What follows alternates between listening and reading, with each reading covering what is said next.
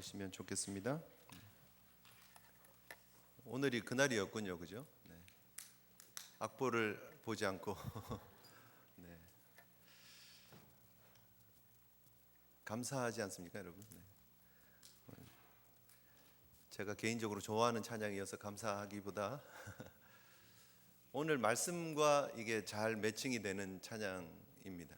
신실하신 하나님, 하나님께서 어떻게 이스라엘을 구원하셨고 요셉의 인생 가운데 함께 하셨고 또 오늘도 우리 가운데 어떻게 역사하시는가, 그 신실하신 하나님을 함께 찬양할 수 있어서 너무 감사하고요. 귀한 찬양 너무 감사합니다.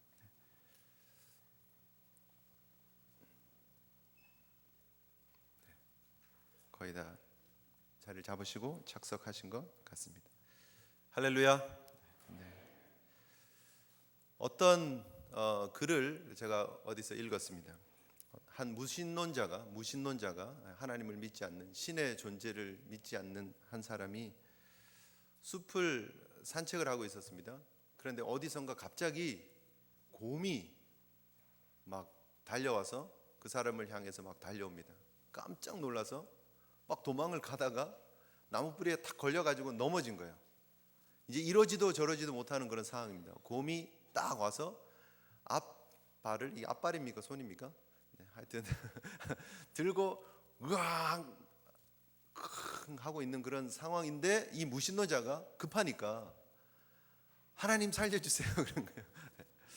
신도 믿지도 않는 사람이 하나님 살려주세요 그렇게 얘기를 한 거예요.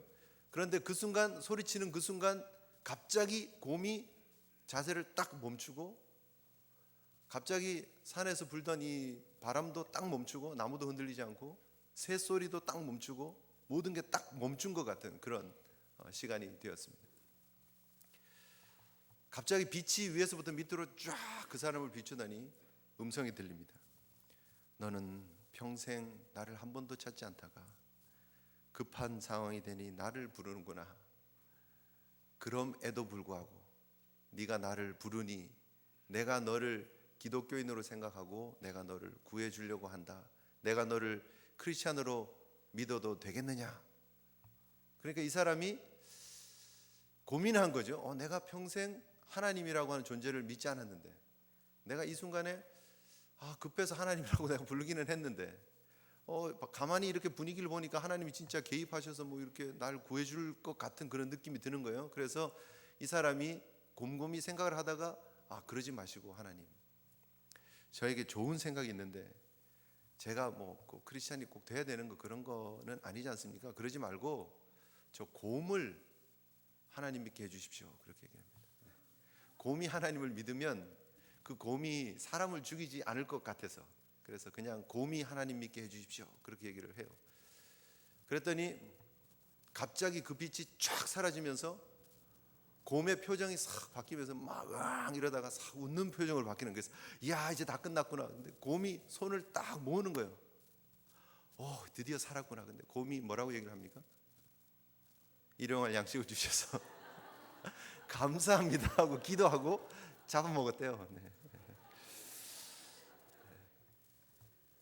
조성 목사가 이상한 신학을 하더라 뭐 그러지 마십시오.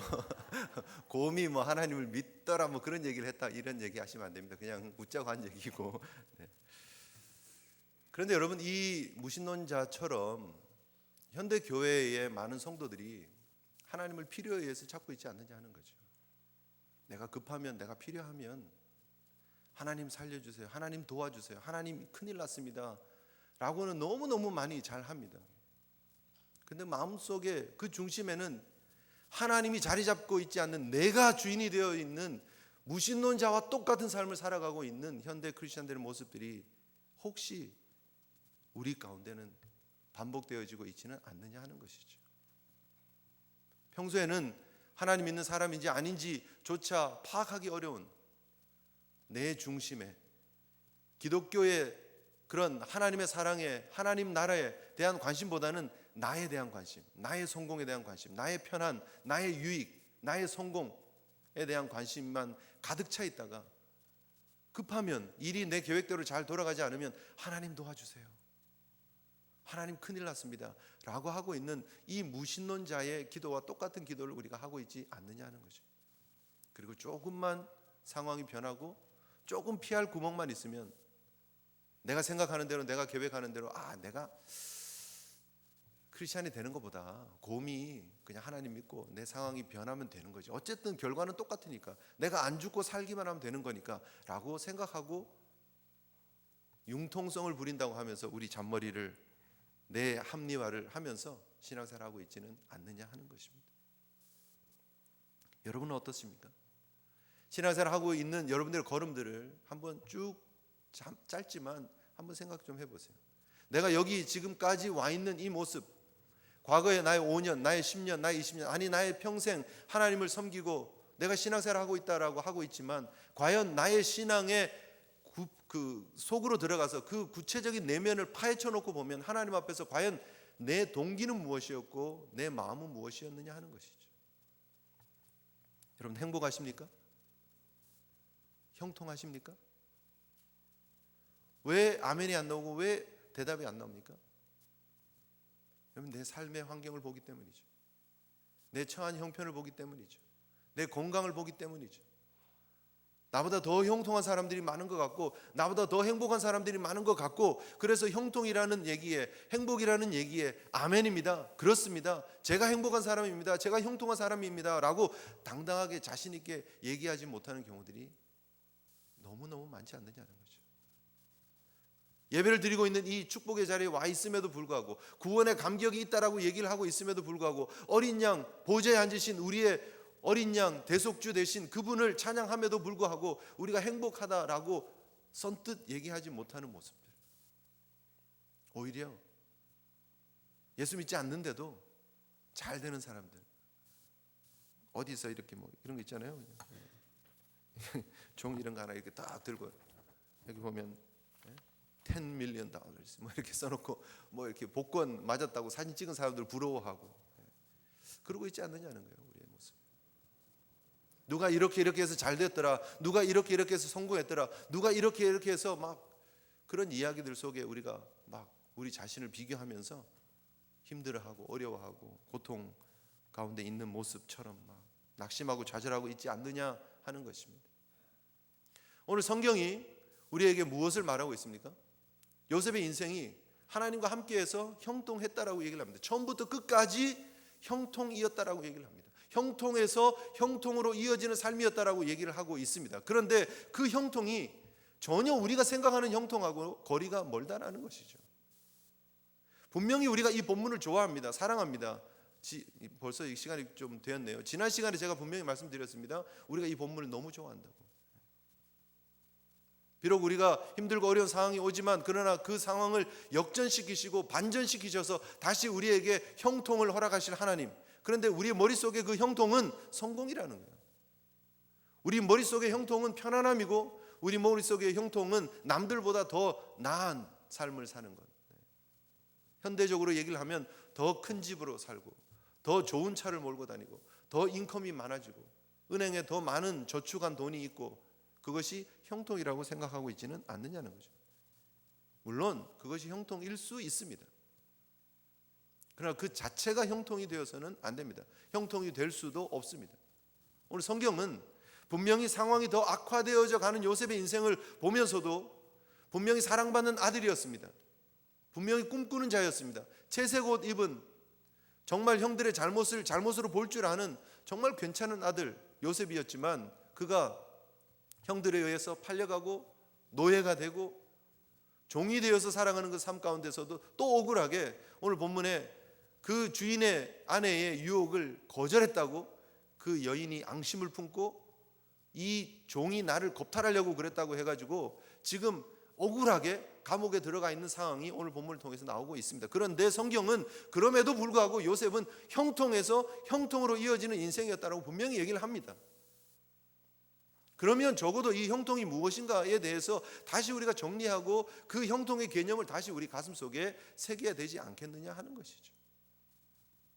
여러분, 오늘 우리가 본문을 통해서 보고 있고 본문을 통해서 우리가 깨달아야 되는 중요한 개념은 요셉의 인생 가운데 하나님이 허락하신 형통, 그리고 그 요셉의 인생을 통해서 우리에게 주고 있는 하나님의 레슨이 무엇인지를 기억하는 것이 너무너무나 중요합니다. 자, 여러분, 요셉의 인생이 어땠습니까? 하나님 앞에서 정말 억울하지만 형들 생각하면 정말 밤에 잠도 안 오고 정말 그냥 화장실에 가서 앉아 있으면 눈물이 주르륵 나오는 그런 상황이지만 음식이 이렇게 먹으려고 그러면 야, 이건 내가 참 우리 아버지하고 식탁에서 먹던 때가 생각나고 이렇게 막 눈물이 펑펑 나는 그런 상황이지만 그런 생각하지 않습니다. 지금 하나님이 함께 하시는 것을 믿고 씩씩하게 잘 이겨내고 있습니다. 그래, 내가 하나님이 함께 하시니까 내가 여기서 최선을 다해야지 하고 지금 있는 그런 모습이에요. 그런데 그랬으면 우리가 뭘 기대합니까? 우리 여러분 성도님들 뭘 기대합니까? 그 다음 이야기가 어떻게 돼야 됩니까? 보디발이 이 요셉의 모습을 보면서 은혜 받고, 야, 하나님이 함께하는 사람은 저렇구나. 그래, 근데 너 이리 잠깐 와봐라. 어떻게 하다 너 이렇게 되었니? 보니까 네 손을 보니까 굳은 살도 없고 얼굴도 이게 참 잘생기고 예뻐 보이고 뽀해 보이고 참 괜찮아 보이는데 너 어쩌다가 이렇게 됐니? 얘기 듣다가 보디발이 뭐 그래? 형들이 널 팔아서 이런 괘씸한 놈들 이런 일이 어딨냐 하고 막 자기 군사들 데리고 집으로 가자 해가지고 와서 야곱 찾아오고 막 그 형들의 잘못을 다 얘기를 하고 형들이 막 혼나고 쫓겨나고 뭐 그래야 되는 거 아니에요? 그게 권선징악적인 우리가 좋아하는 해피엔딩 아닙니까? 그런데 오늘 성경은 그 얘기가 아니라 오히려 요셉의 인생 가운데 찾아오는 유혹을 얘기를 합니다. 그런데 그 유혹 가운데 요셉이 넘어져서 그래서 감옥에 갔다, 그래서 고생했다 얘기를 하고 있는 게 아니라 그 유혹을 잘 이겨냈더니 고생했다, 감옥에 갔다의 이야기예요. 전혀 우리가 생각하는 드라마하고 전혀 다른 이야기들이 계속해서 이어진다라는 거예요. 우리가 생각하는 건 무엇입니까? 하나님 앞에 충성하면, 하나님 앞에 헌신하면, 하나님 앞에 봉사하면 하나님께서 우리에게 뭘요? 상급으로 갚으시는 거예요. 우리는 그거 원하는 거 아니에요?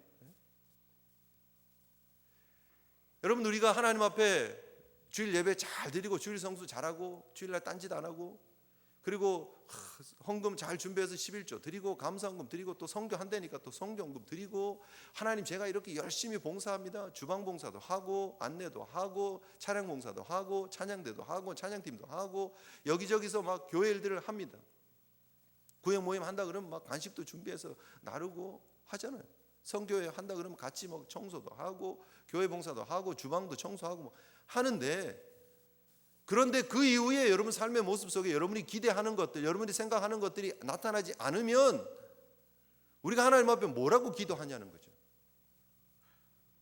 하나님, 제가 이렇게 하나님 영광 위해서 이렇게 일을 했고 하나님 위해서 헌신했고 하나님 앞에 봉사했고 하나님 앞에 물질을 드렸고 그런데 하나님 이게 뭡니까? 라고 하나님 앞에 기도하고 있지 않느냐는 거죠. 여러분 그렇게 기도하지 않습니까? 하나님, 제가 이렇게 헌신했는데 제가 한평생 제가 뭐 딴짓 한 적이 있었습니까? 제가 이랬는데 왜 무슨 어떤 선택이 있었을 때 내가 이거를 선택하면 나에게 유익이 되지만 다른 사람에게 손해가 된다. 이거 별로 관계도 좋지 않은 것 같고 그래서 내가 다른 사람이 유익이 되게끔 내가 나쁜 거를 선택을 했어요. 배려도 해줬어요. 사랑도 해줬어요. 아낌없이 품어도 줘봤어요. 그런데 시간이 지나놓고 보니까 그 사람이 날 배신하고 내가 더 아프고 내가 더 힘들고 내가 더 괴롭고 우리 자식들 보니까 참 힘들게 사는 것 같고 우리 부인 보니까 참 안타깝고 뭐 그런 경험 있지 않습니까? 혹시 여러분? 내가 더 하나님 위해서 열심히 살려고 그러는데 주변의 사람들이 막 왕따를 합니다. 내가 더 주인 앞에서 뭐 이렇게 눈치 보고 그런 게 아니라 내가 하나님 앞에서 최선을 다해서 직장생활을 하고 있는데 주변의 사람들이 막 싫어합니다. 자기 혼자 뭐 잘났다고 저러고 있냐고 그러고. 그런 일들이 벌어지지 않습니까? 어떻게, 그럴 때 여러분 어떻게 하십니까? 하나님, 왜 이러죠? 여러분, 우리가 하나님 앞에 왜 이러죠 하는 거는 뭐가 있어요? 우리 머릿속에 이게 공식이 딱 들어있는 거예요. 내가 하나님 앞에 봉사하면, 내가 하나님 앞에 헌신하면, 내가 하나님 앞에 충성하면 하나님이 나에게 뭘 줘요? 왜 얘기를 안 하세요? 다 있으면서. 하나님 상급을 주시고 하나님 보상하시고 하나님 날 채워주시고 하나님 날 높여주시고 이 요셉의 인생 가운데 나타나는 형통의 공식이 머릿속에 있잖아요. 그래서 내가 이렇게 하면 이렇게 돼야 되는데 그게 안 되니까 하나님 앞에 하나님 이게 좀 이상한데요, 계산이 안 맞는데요, 내가 이렇게 했으면 하나님 결과가 이렇게 좋아야 되잖아요, 내가 건강해야 되잖아요, 하나님 우리 사업이 잘 돼야 되고 우리 자식이 잘 돼야 되잖아요. 그 공식이 있잖아요. 공식이. 그런데 여러분, 이 공식이 이렇게 지금 머릿속에 돌아가고 있다라는 것은, 자, 이걸 거꾸로 돌려보세요. 공식을 거꾸로 돌려보세요. 결국은 이 보상이 없는 거 가지고 하나님 왜 이러시죠? 라고 얘기하는 거는 내가 이 일을 할 때 이걸 기대하고 있었다라는 거예요. 우리가 신앙생활하고 우리 하나님의 사람으로 살면서 걸어가는 걸음 속에 우리의 계산이 들어가기 시작하는 순간 우리의 헌신과 우리의 봉사는 하나님 보기에 건강하고 온전하고 순수한 봉사가 아니라는 거예요. 내가 이렇게 하면 이게 떨어지겠지 계산하면 그거는 아니라는 거죠. 결국 형통은 무엇입니까? 이 계산을 벗어나는 삶입니다. 형통은 하나님 한 사람만 보는 게 형통인 줄 믿으시길 바랍니다. 상황 때문에, 환경 때문에 이리저리 바뀌는 형통이 아니라 하나님이 날 택하신 그 순간부터 하나님 은혜 가운데 걸어가는 그 모든 순간이 형통이라는 거예요. 그래서 요셉은 처음부터 형통이었고 감옥에 들어가도 형통이었어요. 그가 노예의 상황에 있을 때도 형통이고 감옥에 들어가서도 형통이에요. 그의 형통이 바뀌지 않아요. 변하지 않아요. 환경은 바뀔 수 있습니다. 그러나 하나님이 함께하는 삶이었기 때문에 그의 삶은 늘 형통이었다라는 것입니다. 우리 사랑하는 믿음의 성도님들, 하나님이 여러분을 택하셔서 하나님의 자녀 삼으셨기 때문에 여러분이 이미 형통을 누리시는 삶인 줄 믿으시기를 바랍니다. 내 삶이 어떻게 바뀌느냐가 중요한 게 아니에요. 내가 어떻게 했느냐가 중요한 것도 엄밀히 말하면 아니에요. 내가 하나님 앞에 요셉처럼 살겠습니다. 그래서 내가 요셉처럼 거룩한 삶을 살기 위해서 몸부림치라고 오늘 본문을 주셨습니까? 네, 그러나 아니어도 동시에 있습니다. 이 오늘 본문이 우리에게 주고 있는 내용이 무엇입니까? 결국은 하나님께 붙잡힌 삶, 하나님의 은혜와 하나님의 신실하심, 하나님의 계획하심을 붙잡고 살아가는 삶이 가장 복되고 형통된 삶이라는 거예요. 그게 끝이에요. 그리고 그 모든 일들은 하나님이 하신다라는 거예요. 하나님이 하신다. 정말 재밌는 거는요, 오늘 본문에 유혹의 이야기가 나오죠. 성적인 유혹의 내용이 나오잖아요. 그런데 이 성적인 유혹의 내용이 어디에 있었습니까? 이런 비슷한 내용이 바로 앞장에 있어요. 제가 참 좋아하는 신학자 듀기드의 책을 보면 이 내용을 착 비교를 하고 있어요. 너무 재밌습니다. 38장에 하나님께서 예비하신 이 한 사람 이야기를 하기 전에, 요셉의 이야기, 애굽에 간 요셉의 이야기를 하기 전에 38장에 누구의 얘기가 나왔습니까? 좀 시간이 지났지만 유다의 이야기가 나오죠. 유다가 누구랑 이렇게 관계를 합니까? 누구에게 들어갑니까? 며느리 다말에게 들어갑니다. 다말. 이 시아버지가 이게 첫째 아들 죽고 둘째 아들 죽고 셋째 아들이 이제 줘야 되는데 안 주니까 지금 양털 깎으러 온 그 축제 기간에 이 다말이 그 창녀들이 입는 옷을 입고 길거리 그냥 서 있었어요. 그런데 유다가 지나가다가 내가 염소 줄 테니까 내가 너에게 들어가게 해라. 뭐 그런 얘기 하잖아요. 그죠? 38장에 나타나는 유다의 모습은 뭐예요? 유혹 앞에서 자기가 스스로 무너지고 꼬꾸라지는 모습이에요. 그런데 39장에 나타나는 요셉의 이야기는 뭘 얘기를 합니까? 유혹 앞에서 담대하게. 어떤 유혹이었어요? 처음에는 뭘 했죠? 눈짓했죠. 눈짓으로. 눈으로. 있잖아요. 어떻게 해야 되는지도 모르겠는데. 있잖아요. 그 눈으로 이렇게. 요셉이 잘생겼어요. 왜요? 이거는 집안 내력이에요. 어쩔 수 없어요. 이게 여러분 아시잖아요. 세라 증조 할머니 이뻤잖아요. 난리가 날 정도로 이뻤잖아요. 리브가 이뻤잖아요. 난리가 날 정도로 이뻤잖아요. 엄마도 이 레아가 아닌 누구의 아들입니까? 라헬의 아들이잖아요. 이뻤잖아요. 좋은 진, 예쁜 진만 모아가지고 대를 흘러서 지금 요셉까지 왔어요. 이뻤지요. 여기 성경은 예뻤다고 얘기하잖아요. 잘생겼다고, 빼어났다고. 근데 눈짓으로 막 유혹하는 거예요. 그래도 안 되니까 어떻게 얘기합니까? 눈으로 이렇게 하다가 그 다음 안 되니까 말로 얘기를 하는 거예요. 야, 동침하자. 세 번째는요, 그것도 안 되니까 어떻게 하죠? 작전을 짜죠. 함정을 만듭니다. 11절 한번 보십시오. 11절 어떻게 합니까? 그러할 때 요셉이 그런 지금 상황이에요. 계속 동침하자 그러고 계속 눈치 주고 막 괜히 막 요셉 옆에 지나가다가 손 한번 슥 만지고 막 엉덩이 만졌는지 모르겠지만 하여튼 막 그러고 유혹의 극치를 지금 막 달려가고 있는 막 완전 정말 그런 드라마를 지금 만들고 있는데 상황이 그런데 11절을 보면 그러할 때에 요셉이 일하러 그 집 속으로 들어가야 돼요. 이거 가정 총무니까 집안일을 해야 돼요. 들어가는데 들어가니까 어쨌다고요? 사람이 아무도 없어요. 누가 그랬을까요? 이 부인이 그러셨고, 이 사모님이 그렇게 하셨겠죠. 이 사모님이 야, 다 나가 있어. 요셉이 들어올 때가 되니까 다 나가 있으라는 거예요. 그리고 그를 함정에 끌어넣으려고 합니다. 눈짓해도 안 되고 말로 해도 안 되고, 말했더니 뭐라고 얘기를 합니까? 우리 집안의 모든 것들은 내가 다 관장할 수 있습니다. 우리 주인이 나에게 다 허락했습니다. 그런데 당신은 안 됩니다. 당신은 우리 주인의 아내고 내가 하나님 앞에 어떻게 범죄할 수 있냐고 자신의 믿음을 고백하면서 그 시험을 이겨냅니다. 그랬더니 이제는 함정을 만들어 놓고 그 옷을 붙잡습니다. 그냥 막 그 요셉이 들어오니까 아마 문 뒤에 이렇게 숨어 있다가 막 요셉을 붙잡고 막 같이 동침하자고 막 그랬겠죠. 그랬더니 요셉이 자신의 겉옷을 뿌려두고 그곳을 도망 나옵니다. 성경이 지금 우리에게 보여주고 있는 이 내용은 결국 요셉의 온전한 모습들을 보여주는 건 맞아요. 맞습니다. 그런데 그러면 지금 38장과 39장에 비교되어지고 있는 유다의 모습과 요셉의 모습을 봤을 때 요셉이 훨씬 더 온전한 모습입니다. 그런데 이 온전한 모습의 요셉을 통해서 하나님이 메시아를 준비시키지 않으시고 유다의 라인, 오염된 라인, 부족한 라인, 이 라인을 통해서 하나님 메시아를 준비시키신다라는 거예요. 결국 무엇입니까? 하나님의 은혜를 강조하기 위한 모습이에요. 하나님이 유다와 같은 인생들에게 하나님의 은혜를 베풀어 주셨음을 성경은 38장, 39장을 대조하면서 보여주고 있다라는 것이죠. 여러분, 우리가 그래서 우리도 어떻게 살아야 된다? 그래도 우리도 요셉처럼 살아야 된다. 그걸 여기서 지금 말하려고 하는 것이 아니다라는 거예요. 물론 우리가 거룩을 포기하는 삶을 살아라, 마음대로 살아라, 그런 얘기가 절대 아닙니다. 우리가 하나님 은혜 가운데 거룩한 삶을 추구하기 위해서 몸부림쳐야 합니다. 하나님이 원하시는 거룩을 이루기 위해서 유혹이 왔을 때, 눈짓이 왔을 때, 말로 유혹할 때, 우리를 붙잡을 때 그것을 끊어내고 잘라내고 그 자리를 떠나야 합니다. 그러나 정말 중요한 것은 이 모든 일들을 가능하게 하신 이가 누구냐? 요셉의 이 단호한 삶을 살아가게 하신 이가 누구냐? 이 요셉과 같은 한 사람을 준비시킨 사람이 누구냐? 바로 신실하신 하나님이시라는 것입니다. 신실하신 하나님이 이스라엘 백성들을 구원하시기 위해서 이 온전한 한 사람을 준비하셨다라는 사실을 보여주고 있다는 거예요. 유혹을 물리칠 수 있는 사람, 하나님 앞에 온전한 길을 걸어가는 사람, 아버지의 말씀에 철저하게 순종하는 한 사람, 요셉을 하나님이 준비시키셨다는 거예요.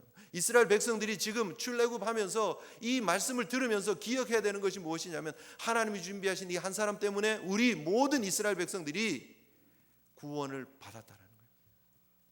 이 한 사람 준비되어진 이분이 바로 우리가 바라보고 대망해야 될 오실 메시아구나라는 사실을 광야 2세들이 지금 듣고 배우고 깨달아야 될 메시지라는 것입니다.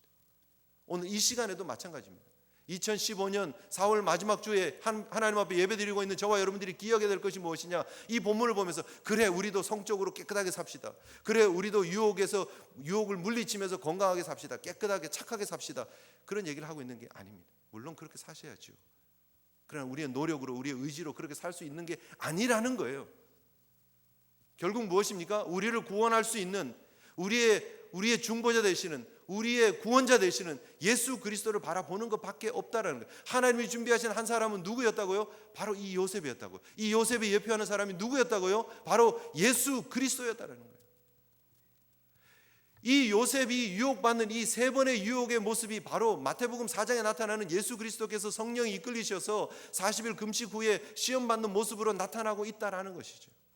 훨씬 더 강도가 센 시험으로 유혹으로 다가올 때 예수 그리스도께서 말씀으로 대적하시고 막아내시고 하나님을 바라보는 믿음으로 이겨내셨던 것처럼 요셉이 그러했다라는 거예요. 어떠한 유혹 앞에서도 흔들리지 않고 하나님 바라보면서 자기에게 맡겨진 그 사명을 감당하기 위해서 믿음으로 한 걸음 한 걸음 전진하는 모습, 바로 그것이 형통이라는 거예요.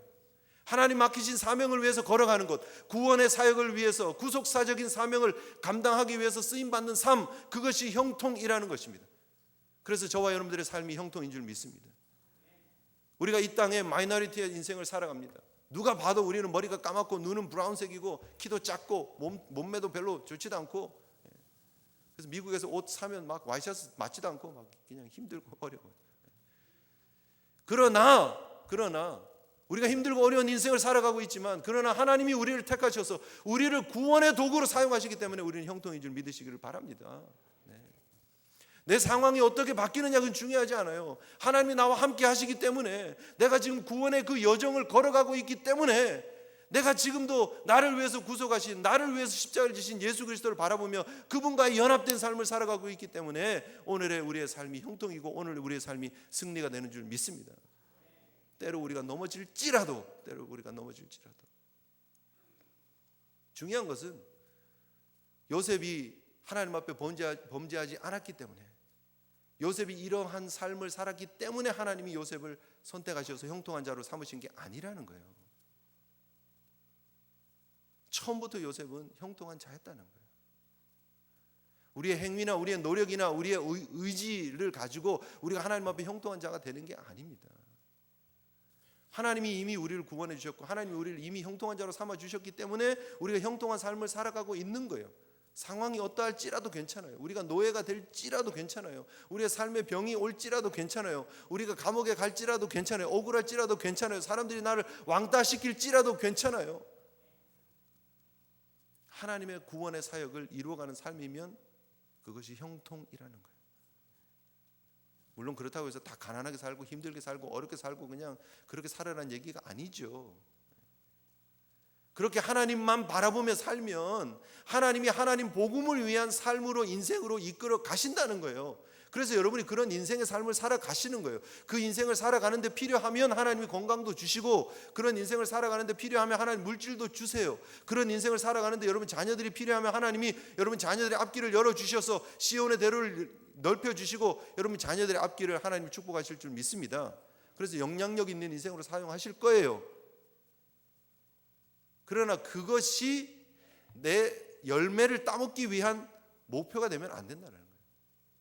하나님 영광을 위해서, 하나님 나라를 위해서. 그것이 이 땅에 교회가 존재하고 있는 이유고 우리 사랑하는 성도들이 존재하고 있는 이유인 줄 믿으시기를 바랍니다. 예수 그리스도를 기억하는 것. 광야 2세들이 요셉의 삶을 기억하면, 아, 이분이 한 사람 준비된, 하나님이 준비한 대책이었구나. 오늘 우리가 기억해야 될 분은 바로 예수 그리스도입니다.